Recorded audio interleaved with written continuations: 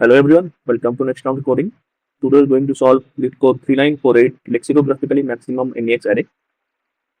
At the first glance, this problem looks like a greedy problem mixed with MEX, but the trick part is figuring out how to split the array optimally so that the result becomes lexicographically maximum.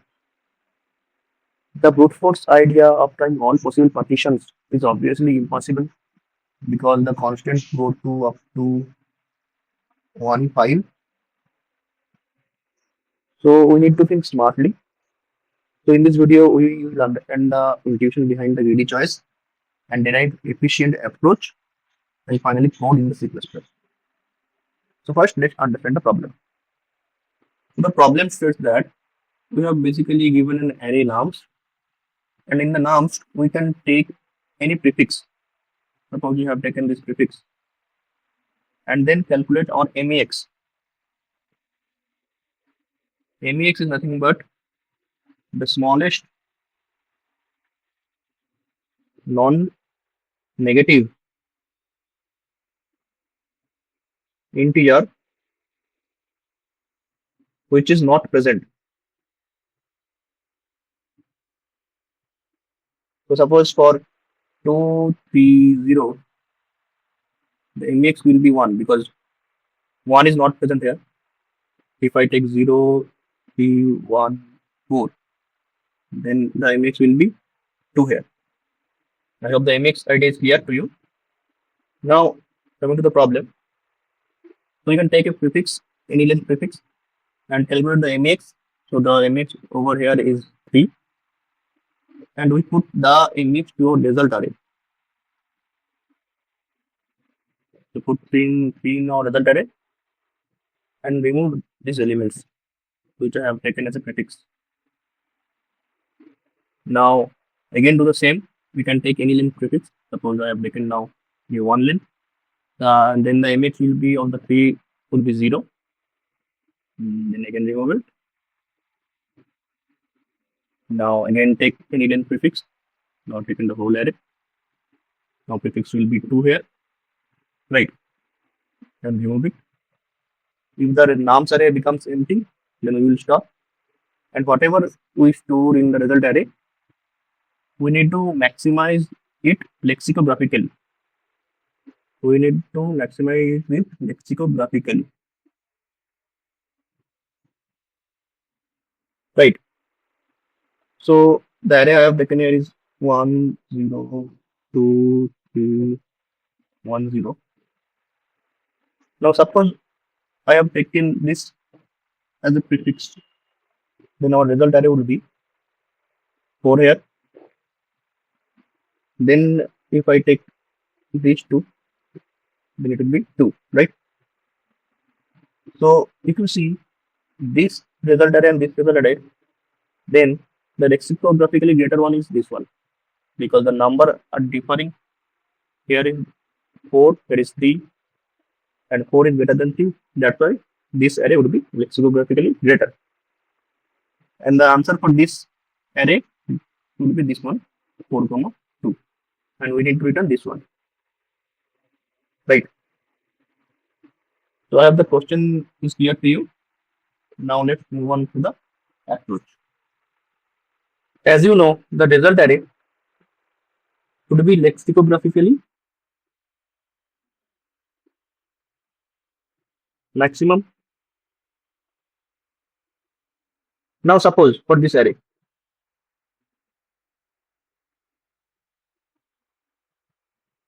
we want the first element of the result array should be as max as possible.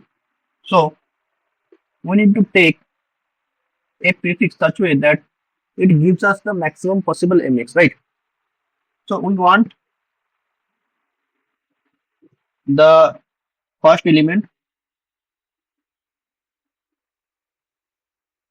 as max as possible, right? Now you think that the MEX of the whole array should be greater than or equal to MEX of any prefix. So I'm saying that the MEX of total array should be greater than equal to any prefix of this array, right? So for this array, the MEX of the whole array is 4. You can see that there is 0, 1, 2, 3, so the MEX will be 4. Now we want to make our result array's first element 4 because that would be the maximum.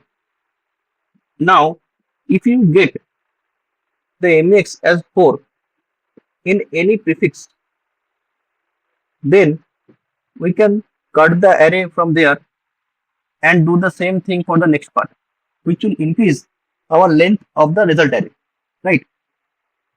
So in this case, if you chop this 4 element first, then our result array would be, for this 4, it will be 4 and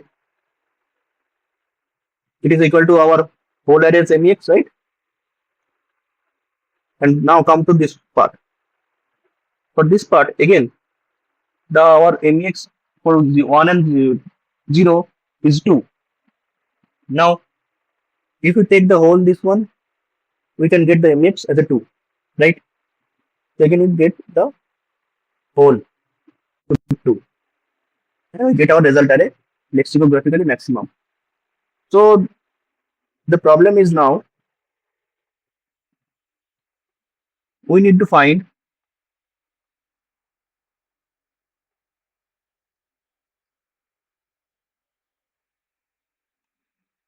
the MEX of remaining suffix and if we get a prefix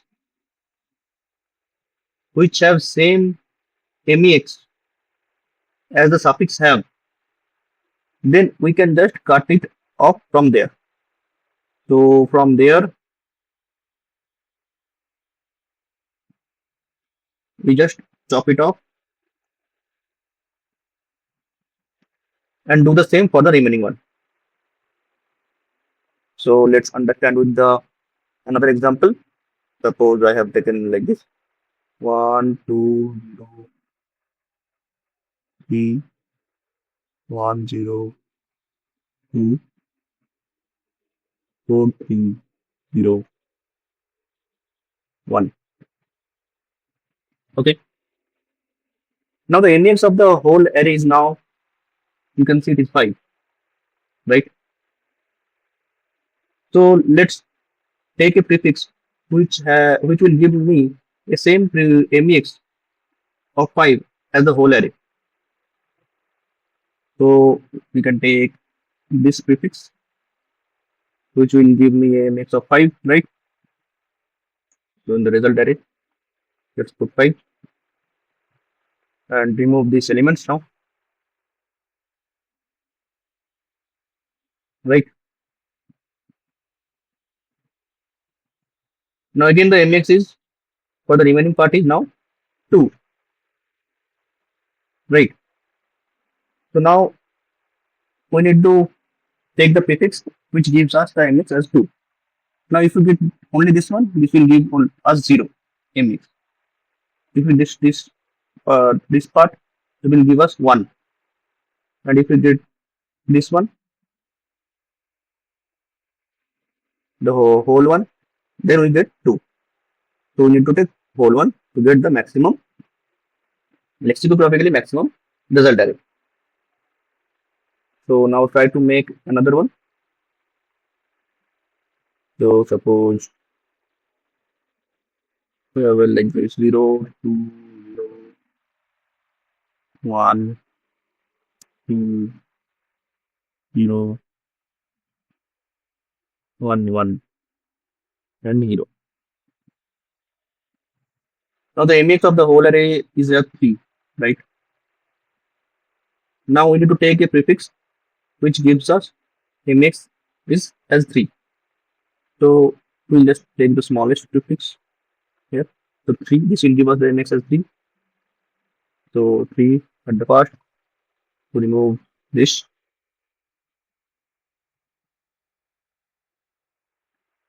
Now again, in the remaining part, the MEX will be 3 again, right?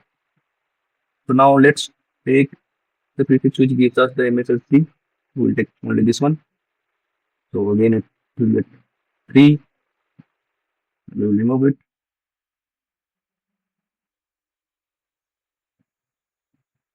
Now in this part, the MEX will be 2, right? For getting 2, if we get only this part, it will give us 0. If we take this, it will again give us 0. If we take this, then we will get our MX as 2. So we need to take the whole one, then we get our answer as 2. And this will be our lexicographically maximum result array. So this will be our answer. So now we need to find that the MX of the remaining part, and also need to check which prefix can give us the same MX value as the whole array have. So now let's try to code it such way that we can get it. So let's move on to the code. So first of all, we need a int n, which is a num.size. We need a vector of int to store all element frequency. I am taking as a 105, 0. The expected it is going from 0 to 105. So the expected 105 plus 1. Now just calculate the frequencies in the nums array.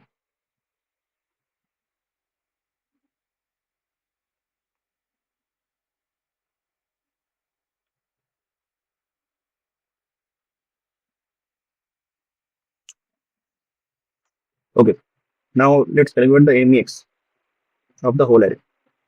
So while we get the frequency of MEX, we will do our MEX plus plus.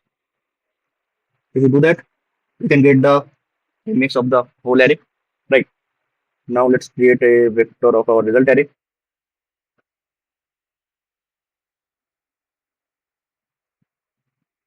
Now I am iterating to our array to get the prefix which gives us the same MEX as the whole array MEX. So while I less than n, so our current whole array is MEX is our MEX, right? So let's push into the result array that. So it would be our current MEX, right? Now, if our current MEX is equal to 0, right? Then what can we do? We just take one element, right? If we take just one element, it will give us the MEX as 0. So if our frequency, if our current MEX 0, then we will do frequency of nums of I minus minus, and if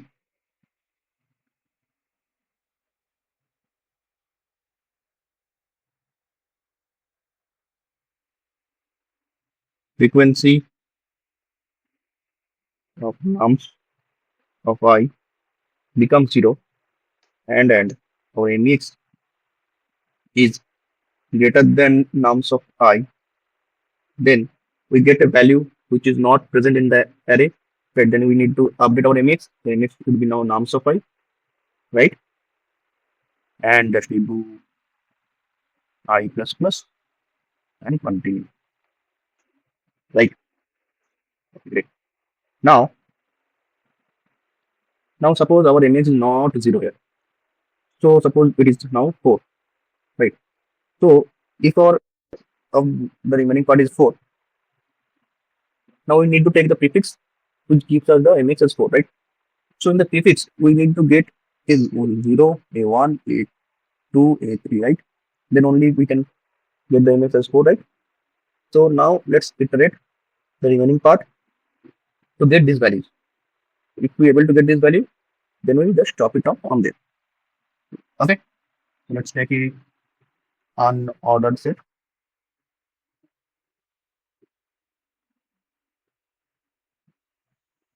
Name and scene. Now, while our I is lesser than n, then what can we do here? We just take our x, it will be nums of I, and if our x is lesser than our current MEX, then we got a value from this, right? From this part. So we just do C dot insert X, right? And we need to update our remaining part in X as well. So frequency of X minus minus. And if our frequency of X is equal to 0 and then X is lesser than MEX, then our MEX should be X and do I equals plus. Now if our scene dot size equal to current MEX, then we have get all these values from 0 to 3, right? Then we can chop it up. So just break it out here and do the same thing again, right? So at the end, you can just return our result.